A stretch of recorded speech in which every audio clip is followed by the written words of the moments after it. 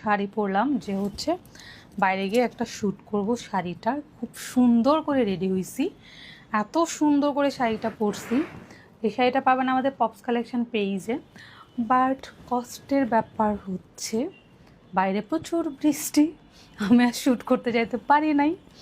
মনটা অনেক খারাপ যে এত কষ্ট করে রেডি হয়েছে, একটা দিন বের করা, একটা দিনকে একটা ড্রেসের জন্য নিজেকে ডেডিকেট করাটা অনেকটা প্রিপারেশনের ব্যাপার থাকে, যে আগে থেকে প্ল্যান থাকে কালকে এসে এটা পরবো, কালকে ওই ড্রেসটা পরবো, যেমন প্রচুর প্রমোশন থাকে, এভরিডেই তো প্রমোশন থাকে।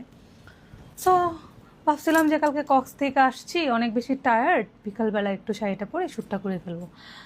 ও এত বৃষ্টি বাইরে, মনটাই খারাপ হলো। যাই হোক, তো আজকে প্ল্যান আছে একটু বাইরে রাত্রেবেলা ঘুরতে যাব, যেহেতু শাড়িটা পরেছি, শাড়িটা পরে একটু ঘুরতে যাব।